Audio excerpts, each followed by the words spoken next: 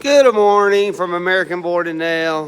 This morning I'm working on the sides here because remember these sides were a little bit bigger than the other ones because this is a different part of the tree. So I made a new edge here, cleaned that edge up. Now I'm doing some inlays this morning. You know, the gentleman did not want any bow ties, so he said he wanted to go with some horseshoes. So that's what we're going to do. And this big old table and some of these cracks that we have going on. So stay tuned. Lots to come today. Happy Thursday. One more day to go till Friday.